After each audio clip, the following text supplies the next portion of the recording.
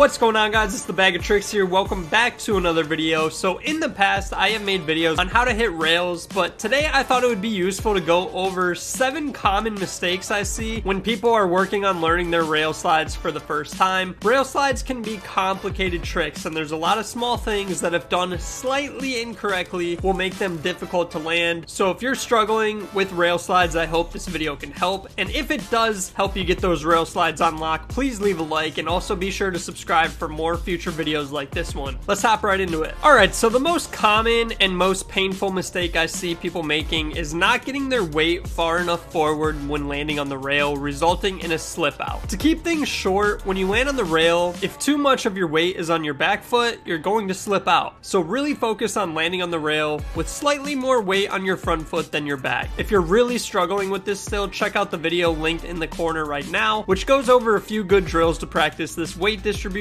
before even hitting a rail for the first time. Another very common mistake I see is going too slow into a rail. While yes, you can make it down rails going very slow, it will require a lot more balance and be much more difficult. By carrying more speed into the rail, it will make staying balanced until the end a lot easier. Think about riding a bike. If you ride a bike super slowly, it's way more difficult to stay upright than it is if you're riding fast, right? Well, the same thing can apply to your skiing rail slides. I know it might be a little more scary, but take more speed into the rail, it's going to help. The next mistake I see a lot of times is getting the approach wrong when coming into the rail. Both the angle you take as well as the amount of pop you give off the lip are extremely important to get right when sliding rails. If you get either wrong, you can ruin your rail slide before it even really starts. As far as approach angle, you don't want to come into the rail angled too much towards the far side, but you also don't want to be angled too much towards the close side, so you have to find that happy medium. Let's see an example of both of those mistakes.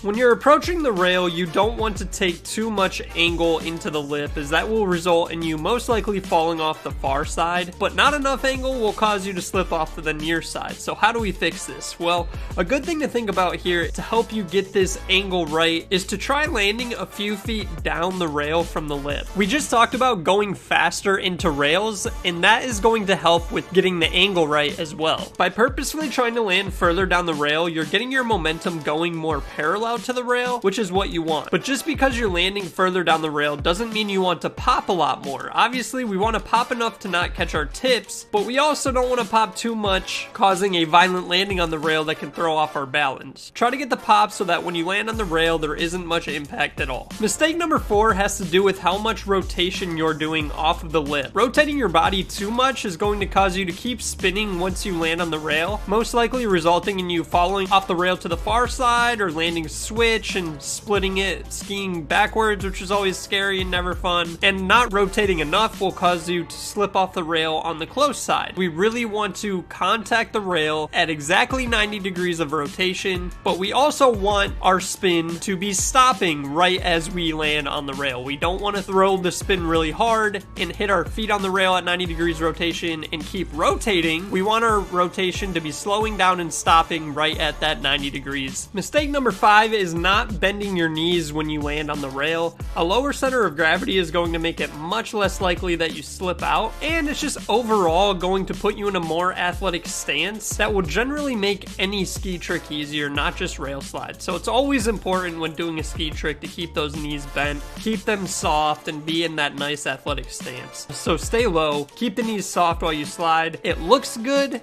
and it makes things so much easier. So mistake number 6 is not looking at the end of the rail. If you're sliding rails and you're feeling confident and comfortable with your approach angle, your pop, your speed, all of those things, but you're still struggling to make it to the end of the rail, then you might just be doing the wrong thing with your head and eyes, which I see all the time. While sliding a rail, you want to keep your eyes locked onto the end of the rail. Don't look down at your feet or anywhere else. Stay locked in on the end, which is going to keep your body in a consistent position throughout the slide slide, making it a lot easier to slide all the way to the end and really grease that rail. So next time you're out on the hill, try to look towards the end of the rail as you're sliding, and you should notice you're able to make it to the end of the rail much easier. The seventh and final mistake is not using your inside edge of your front ski to help grip the rail. This is called pedaling, and even if you have the balance, approach angle, speed, pop, and you're looking at the end of the rail, you still might be struggling to really feel like you lock into those rail slides, and that's because you're probably not pedaling properly or pedaling at all. I have a full video about this and I'm going to link it in the upper right corner right now, but the TLDR is that, again, you want to use that inside edge of your front ski to kind of grip into the rail to help you control your slide and feel locked into the rail. This is a concept that once learned will make a massive improvement in your rail slides, so be sure to check out that video if you're interested in more information. And there it is, guys, 7 common mistakes that I see new skiers make when trying to learn their first rail slides.